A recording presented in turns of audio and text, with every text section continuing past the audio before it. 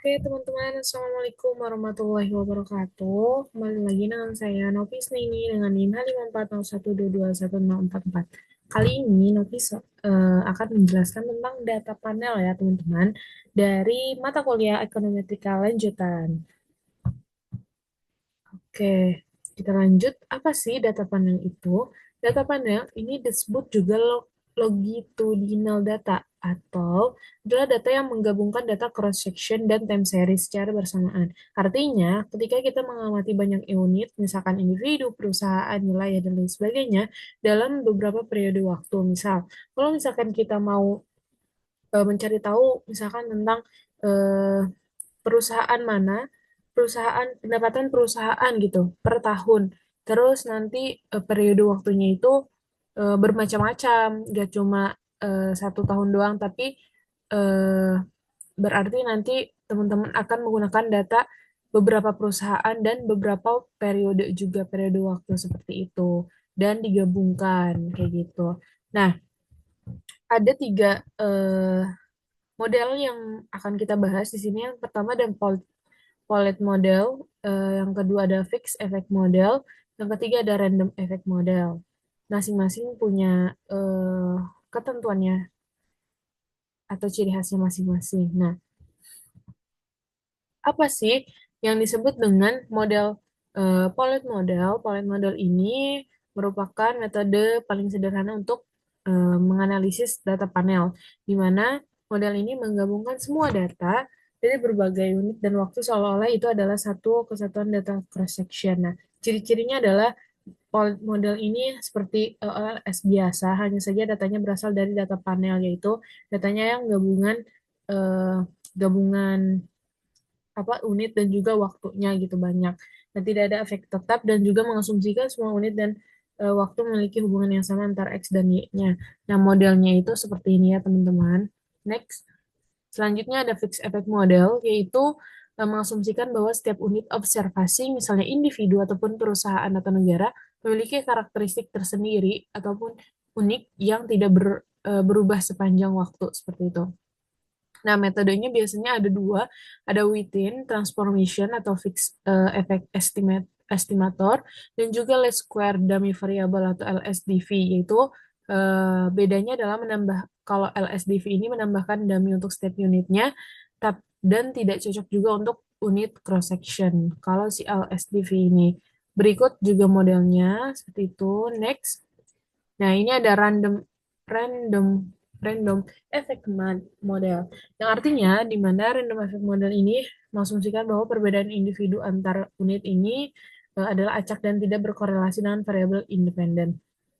Biasanya eh, model ini tuh menganggap tidak ada korelasi antara efek individual dengan variabel penjelasnya. Terus estimasi model yang dilakukan random effect model itu pakai GLS ya, teman-teman. Dan berikut merupakan modelnya. Next, ini ada uji lanjutannya, uji Hausman, yaitu menguji apakah ada korelasi error individu unit, ini tuh unit ya teman-teman, dan variabel penjelas dalam yang asumsinya adalah uji ini membandingkan koefisien hasil estimasi antara random effect model dan juga fixed effect model seperti itu. Yang selanjutnya yaitu ada uji,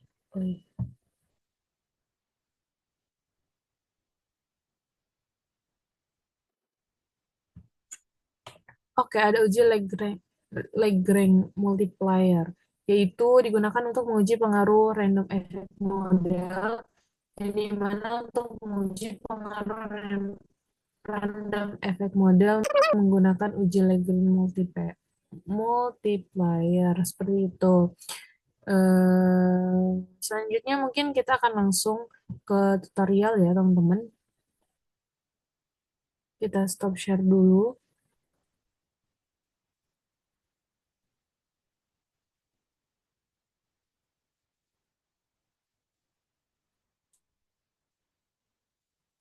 Oke, sebentar. Oke, sudah stop share. Saya akan langsung masuk ke Air Studio. Nah, Oke, di sini sebenarnya eh, aku sudah punya skripnya ya teman-teman. Jadi teman-teman nanti perhatiin aja skripnya, bisa diikutin bagaimana cara penulisannya dan lain sebagainya, diperhatiin karena RStudio ini sangat rentan dengan apa? Dengan spasi, terus dengan huruf kapital dan lain sebagainya itu teman-teman harus perhatikan ya teman-teman. Nah, seperti biasa, kita menambahkan file, terus menambahkan import data, habis itu dari Excel, lalu datanya teman-teman nanti akan seperti ini. Aku sudah menyiapkan datanya, jadi datanya itu kayak BCA Syariah, BNI, BRI Syariah, banyak ya teman-teman. Jadi periodenya juga nggak satu gitu, tapi banyak juga periodenya seperti itu. Nah, teman-teman bisa mendapatkan datanya tuh dari eh, BPS ataupun World Bank dan lain sebagainya seperti itu. Nah, ketika teman-teman sudah seperti biasa ya teman-teman nanti datanya si bank, period dan juga ROA ini dan lain sebagainya semuanya pokoknya diganti dengan numerik kecuali yang nama bank ini tidak diganti numerik ya teman-teman. Nah, langsung saja kita akan mencoba dari si yang pertama dulu. Yang pertama, teman-teman harus menginstal package PLM. Jadi, kalau misalkan package teman-teman nggak ada, jangan lupa langsung klik install. Lalu teman-teman cari namanya, nama package-nya apa, nanti langsung pencet install. Seperti itu. Nanti dia akan menginstal sendiri. Nah, kita cek PLM-nya. PLM-nya sudah. Ini untuk panel ya teman-teman. Sudah dicentang. Oke, akhirnya berarti sudah aman. Selanjutnya kita akan memasukkan model yang pertama, yaitu keterangan ini adalah variabel dependent dan independent. Variabel dependentnya itu ada SBIS rate-nya. Kalau yang independent ini tuh independent nih, ini yang independent nih tiga. Seperti itu. Kita akan run modelnya. Nah, setelah di run, tadi kan aku juga udah menjelaskan bahwa modelnya itu ada tiga ya, karena kita harus mencari model terbaik gitu di antara ketiga model tersebut. Jadi kita akan mencoba semuanya. Polled model ini yang pertama itu polled model. eh Skripnya seperti ini teman-teman. Jadi ini tuh skripnya eh, huruf kecil semua kecuali bank sama periodenya. Teman-teman bisa perhatikan. Oke, setelah itu kita langsung run saja di pollet model yang pertama. Nah, sudah muncul ya teman-teman hasilnya. Kita keep dulu saja. Lalu yang kedua ini ada frame, tadi fix effect model. Model yang kedua kita akan coba juga sama seperti yang di atas. Teman-teman bisa langsung copy aja, terus ganti depannya frame kayak gitu. Kita langsung run juga. Oke, setelah di run ternyata sudah muncul juga ya teman-teman. Oke, setelah itu kita akan coba di random effect modelnya, teman-teman. Random effect model kita run juga. Nah, setelah mendapatkan teman-teman dapatkan ya ini eh, dari ketiga modelnya, mungkin kita akan melihat bahwa dari asumsi kita ini tuh bisa dilihat ini yang pertama ini yang nah ini tuh yang random, random effect model itu yang ada bintangnya cuma satu, artinya yang signifikannya cuma satu. Sedangkan yang ini, yang kedua frame, itu dia ada dua yang memiliki bintang, artinya ada dua variabel yang signifikan. Lalu yang kalau misalkan yang pertama, yang model pertama, Pollock model ini ada satu juga, artinya kita bisa mengasumsikan bahwa saat ini model terbaiknya adalah yang firm seperti itu. Nah, untuk memastikan bahwa modal terbaiknya itu firm, kita akan coba untuk menggunakan uji Houseman-nya seperti itu. Kita langsung run saja. Nah, dari uji Houseman ini kita bisa lihat bahwa ternyata value-nya juga sudah signifikan ya teman-teman.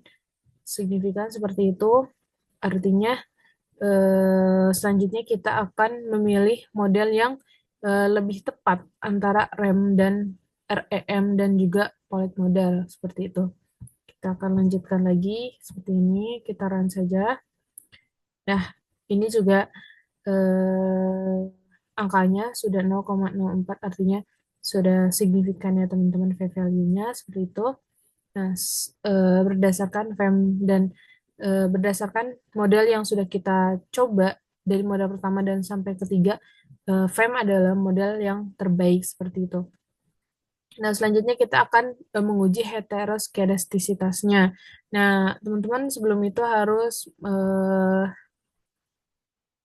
ataupun mendownload package lagi Imtest. Nah, Imtest kita coba cek Imtest. Imtestnya sudah tercentang. Kalau misalnya teman-teman nggak ada, kembali lagi ke yang install package, langsung cari namanya, langsung diinstal seperti itu. Nanti beliau akan langsung menginstal. Seperti itu kita langsung run saja. Nah, langsung run saja. Setelah di run, itu ternyata value-nya 0,77 yang artinya lolos heteroskedastisitas seperti itu. Nah, selanjutnya ini akan coba kita uji autokorelasi. Nah, autokorelasinya itu value-nya kan belum signifikan ya. Jadi artinya harus dilakukan penanganan. Bagaimana melakukan penanganannya? Kita akan coba di sini penanganannya. Nah, seperti itu. Setelah itu kita akan summary-nya kita run juga. Oke, value-nya sudah eh, dibilang cukup signifikan ya karena sudah lebih kecil daripada yang tadi, yang ini. Terus kita juga bisa menentukan bahwa pada akhirnya model yang terbaik yaitu model yang kedua yaitu dengan fixed effect model yang dimana bisa dilihat dari bintangnya itu ada dua seperti itu ya teman-teman. Ada dua variabel yang memiliki bintang. Seperti itu kita coba cari dulu yang frame, yang model frame tadi mana? Oke, yang model frame. Nah, ini dia yang model frame. Ada dua ada dua variabel yang memiliki bintang. Seperti itu. Mungkin cukup sekian tutorial dari saya. Kurang lebihnya mohon maaf. Wassalamualaikum warahmatullahi wabarakatuh.